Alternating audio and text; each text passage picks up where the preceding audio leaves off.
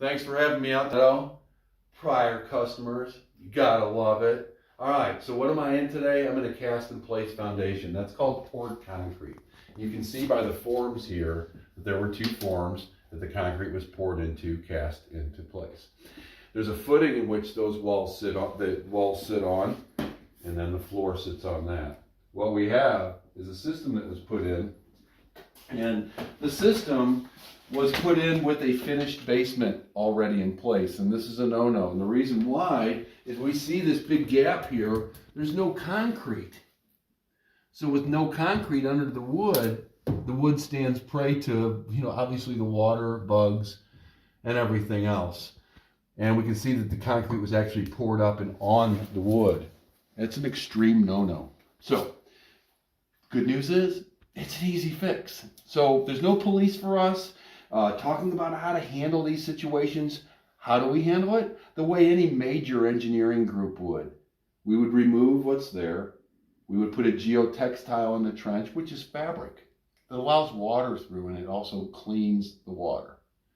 Then instead of using a crushed rock that has minus on it, and minus is what's left on your hands from a crushed rock. It's a cementitious material, and it can cause binding and clogging. So using a clean crushed rock is not good, so we use river rock. So the fabric, river rock, drain towel pipe, river rock, plastic over the top of that. So now you're gold. If the walls were in rough shape, we'd put a cove plate in, but there's no need for a cove plate for this house. We're talking about 45 feet of drain tile. It's not a giant situation. 20 feet and 25 feet over here.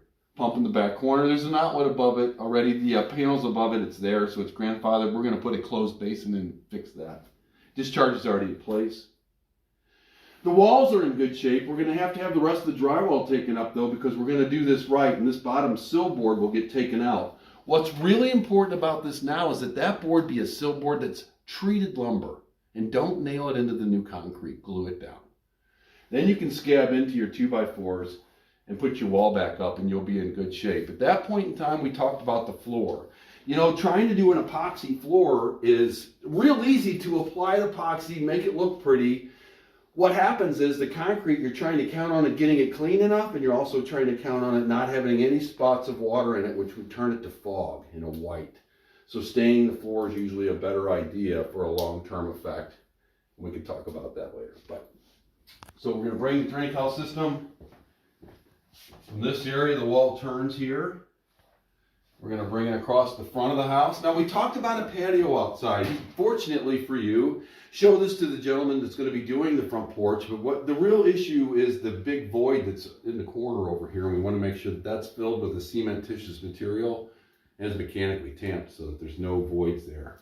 Kind of want to stay away from rock because I don't want to tomb a bunch of water in, because we know that 36 gallons of water is 300 pounds.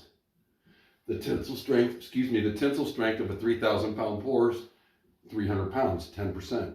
So we have to be very careful. 36 gallons of water is not very much. So that's the whole point of the front porch and the issues there. By keeping up with this, we're going to be fine in the sense that we're going to get rid of our hydrostatic pressure, but it's just the idea of having cracks on the front wall. So we'll do some stills of the rest of this and take some other pictures with it. We'll put it in a folder and we'll send it to you with the bid. We appreciate the opportunity. Thanks. Thanks.